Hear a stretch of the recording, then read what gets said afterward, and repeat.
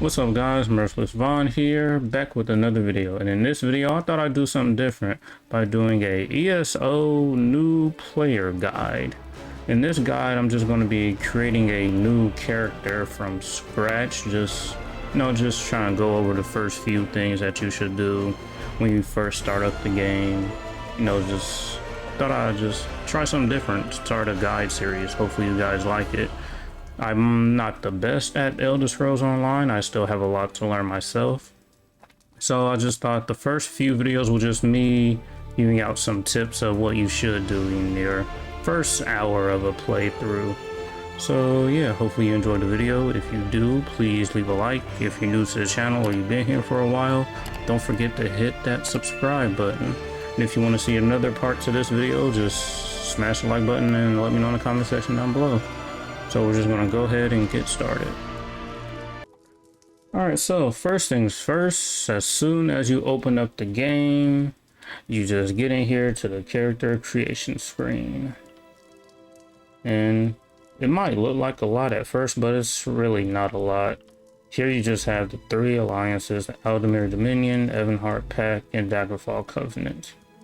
You have the races, which are the Red Guard, the Orcs, Bretons, Dark Elves, Nords, Argonians, Khajiits, Wood Elves, High Elf, and this Imperial class that you have to buy with real life money. And then you have currently at the making of this video, 6 classes. When the game first came out, we only had the Dragon Knight, Sorcerer, Nightblade, and Templar, and then they later added the Warden and Necromancer class. So, like every MMORPG, there is a holy trinity of a tank, healer, and DPS in this game. And any class and any race can do anything, really.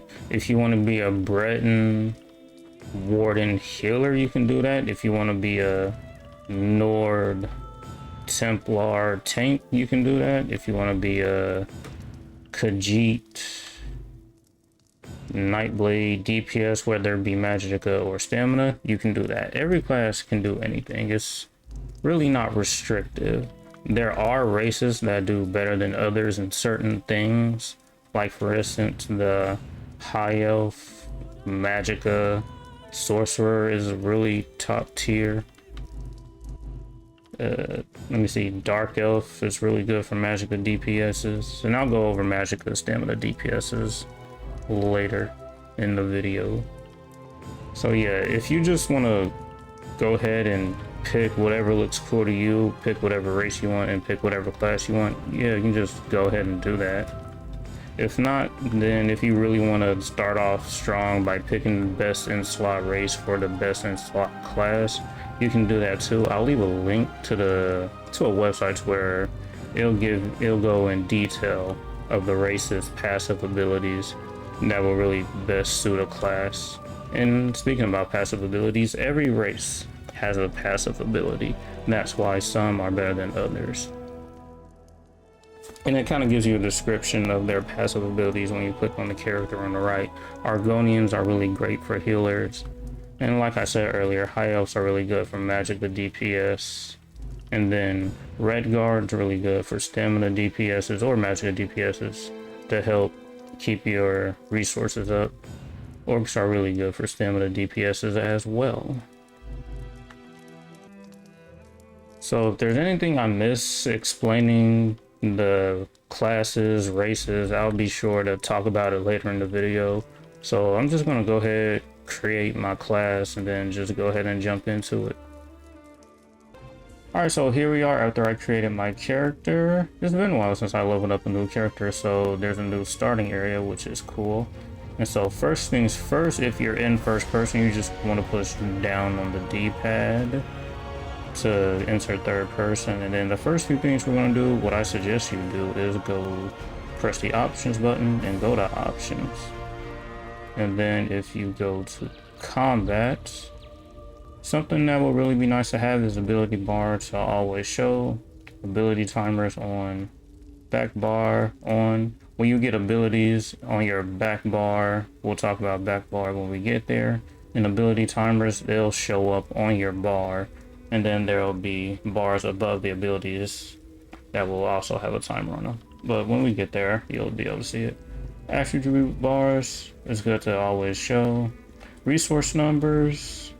I like to have numbers and percentages on. If you want to have just the percentages only or number only, you can. But I like to have number and percent. Ultimate timer, that's just something cool to have on as well. And then we go to combat. And then this is just basically shows damage and healing amounts in the world near their targets, like it says right there. And really, you can customize this however you want. I like to have my outgoing on. Outgoing healing. Since I'm not a healer, I really just have these off. I'm not going to be using a pet that much, so I usually just have this off. And then incoming damage, you can have that on as well. Incoming healing. And then buffs and debuffs. This is something that you should probably want to have on. It shows you what buffs are active and what debuffs that you'll have on as well. I like to have always show all buffs, self buffs, debuffs. If you want to have those on, you can. Usually, since I don't like a lot of stuff on my screen, so I usually just have these turned off. Long effects and permanent effects. Long effects are like your food and potions and your Munda Stones for permanent effects, and Esl Plus, if you have that, that'll be showed up, but we'll talk about that later. So after you leave your cell and get some dialogue with her, you basically choose a weapon right here. And basically what you want to do, whether you're Magicka, DPS, Stamina DPS, or you plan on being a healer, or you just plan on being a tank, you can basically start to go down that path here if you want. So yeah, for basically Magicka DPS, you will want to take the Fire Staff. If you want to start healing, you can take the Healing Staff. And if you want to tank, Sword and Shield. And if you want to do Stamina DPS, you got an Axe right here, Daggers right there, and Bow right there. I want to do Magicka DPS, so I'll just go ahead and take the Fire Staff. This part of the tutorial just gives you a basic view of the combat system in this game. It shows you how to light attack, heavy attack, block an opponent's attack, and also interrupt an opponent doing an attack as well. Also, after you block an opponent's attack, they will be stunned, kinda sorta. Then once you do a heavy attack, as I just did, it will kinda just knock them to the ground, stunning them. Also, please keep in mind that this is my first ever guide video, really, so it won't be the best guide. It's just going to be giving new players some tips and tricks on what they should do the first few minutes of playing the Elder Scrolls Online for the first time. So I won't be getting everything. I know I'll miss some stuff, so just kind of bear with me here. Alright, so here is another quick tip. Whenever you see these bookshelves, you will always want to read them. Make sure you read every bookshelf or book stack that you see. Because if you read a bookshelf or a book stack, you have a chance to level up one of the many skill lines that are in this game. So here I'm just kind of going around looking for these bookshelves. And I'm just taking the time to read them because it's important. Because right there I just upgraded the woodworking skill line. Crafting I'll go into later in another video even maybe. So yeah, I'm just continuing to go through these bookshelves and just make sure I read them. So it's really important just to take the time to read these bookshelves. Alright, so here this is basically the end of the tutorial area. And once you are finished with the tutorial area, you should be level 3, and if you didn't do it already, you will have 3 skill points and you would have a few attribute points. So like I stated earlier, if you want to be a Magicka DPS, you will put them in the Magicka. Stamina DPS, you will put them in the Stamina. And as for the skills, you should have 3 skill points. So what you can do is you can just grab one ability from each tree and try to level it up around the same time. With the first skill point I got, I just basically bought the first ability in this tree, and then with the next few points I just bought the other abilities in the other tree.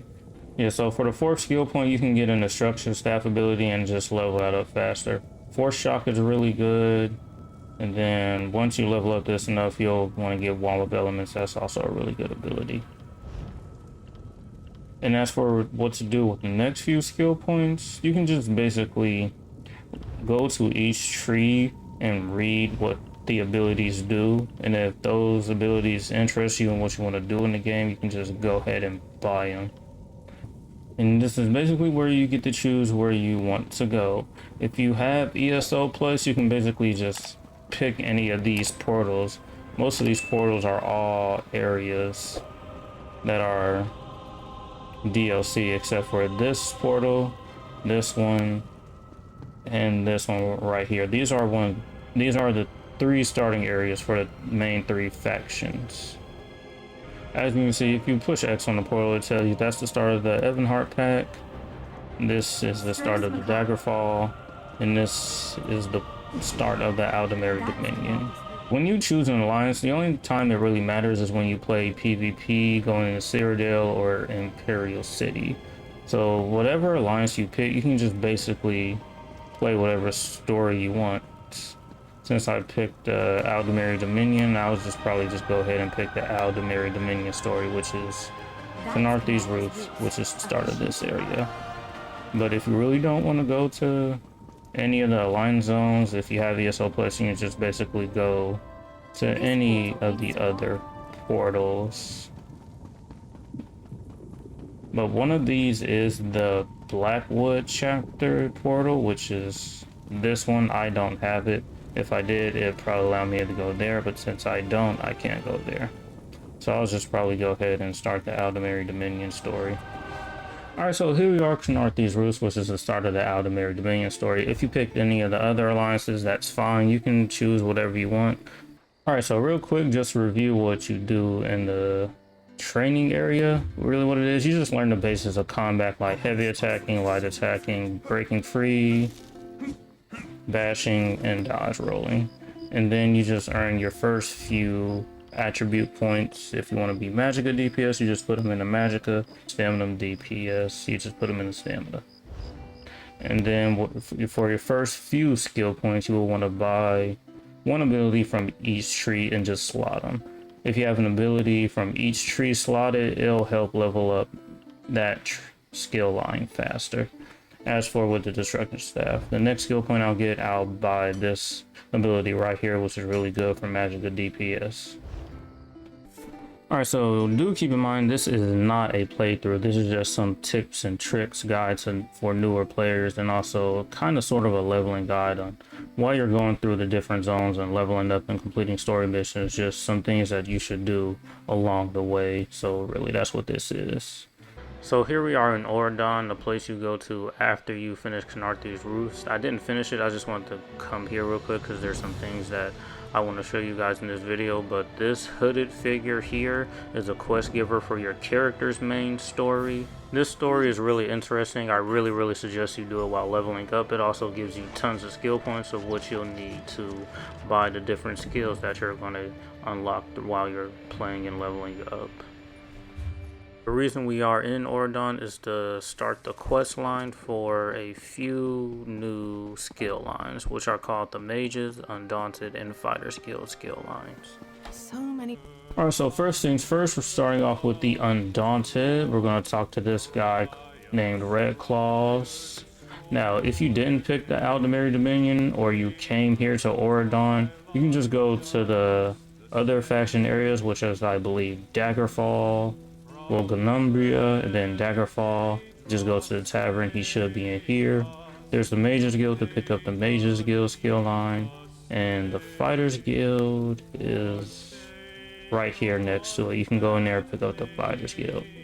For the Evanhart pack, you will want to go to, I believe, Stone Falls, and then Davin's Watch. There's the Mages Guild, there's the Fighters Guild, and yeah, and the Undaunted should be in the bar area, I guess. And it really doesn't have to be in those areas. That's just if you went along with the faction that you did, or you can just go to any really DLC area that have the Mages Guild and Fighters Guild. And to go to a DLC area, And there's a Fighter's Guild, and there's the Mage's Guild. So yeah, so I just picked Auradon because this is where I always come when I pick up my Undaunted, Mages, and Fighter's Guild. So I'll just do that real quick. Alright, so here they are, the Fighter's Guild, Mage's Guild, and Undaunted Guild skill lines. I picked them up, but what are they exactly? Fighters Guild is just, these are basically more skill lines that you can level up. Fighters Guild you'll get just from playing the game, killing any monster or undead type enemies.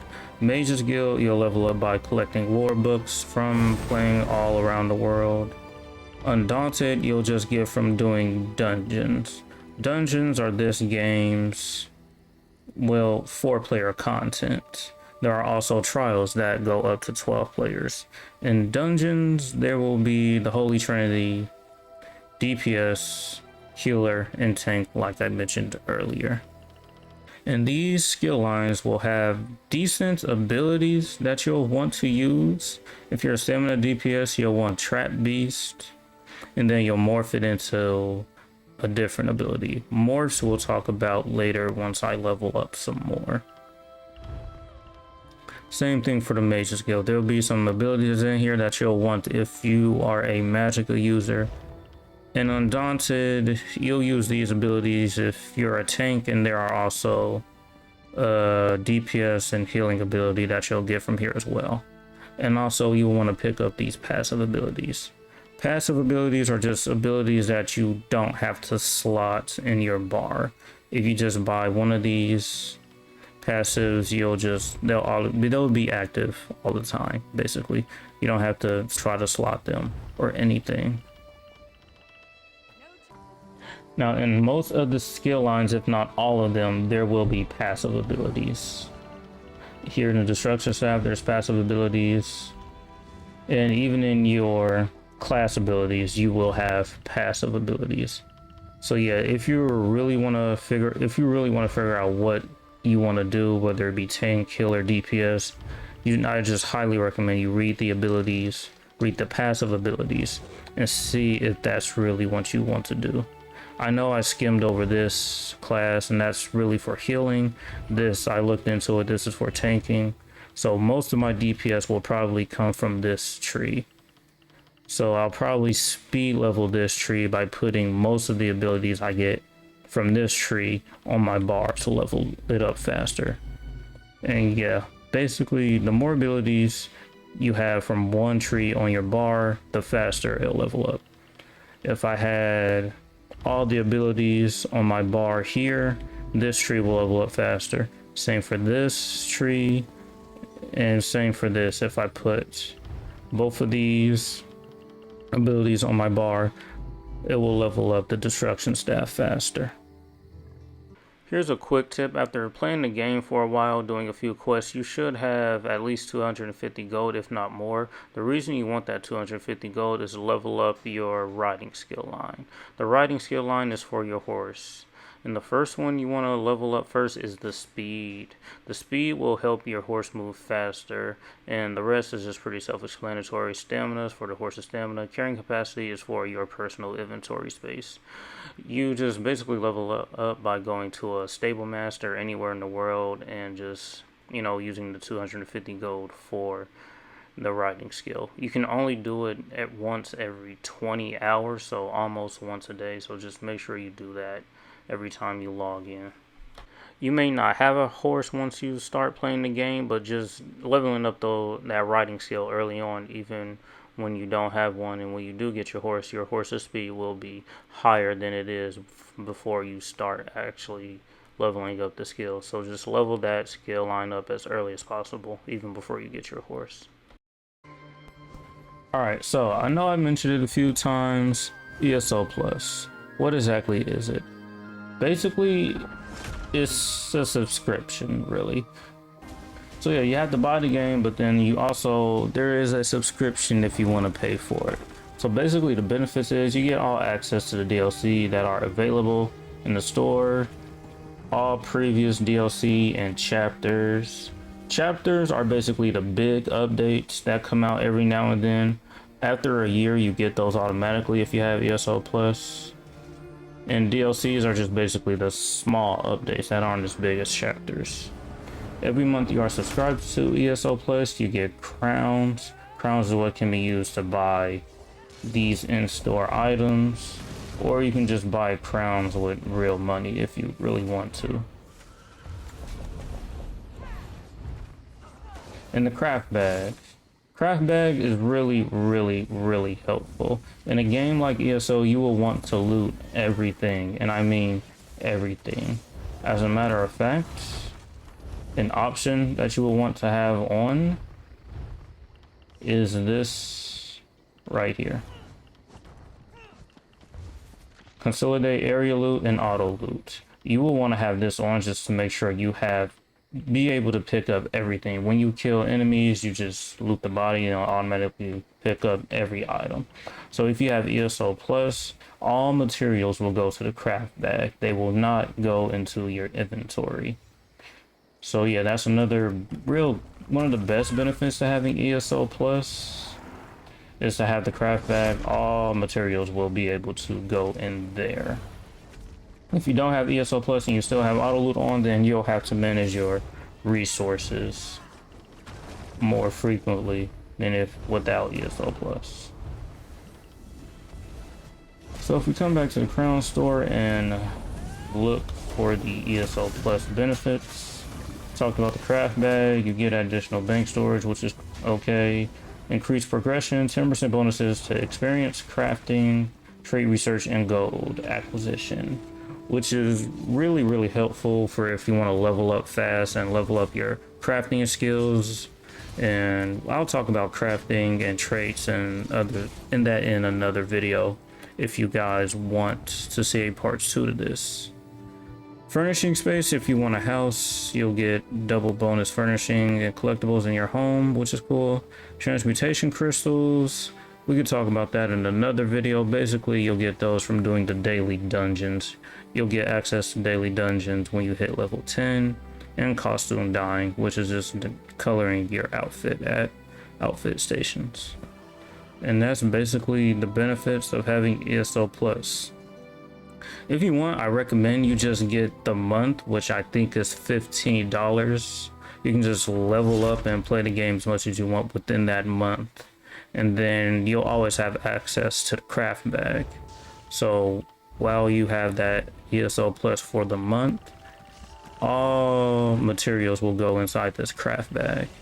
And when the ESO Plus runs out and you don't resubscribe, you're able to take these out, but you will not be able to put them back in. So just keep in mind of that. Alright, so I think I pretty much covered what I wanted to cover. The first few minutes you get into the game, basically as a review, you do the tutorial. In the first few seconds of the tutorial, you get to choose between the different weapon types. And basically what I chose as a magical DPS was the Inferno Staff, because the Inferno Staff has a lot of magical abilities.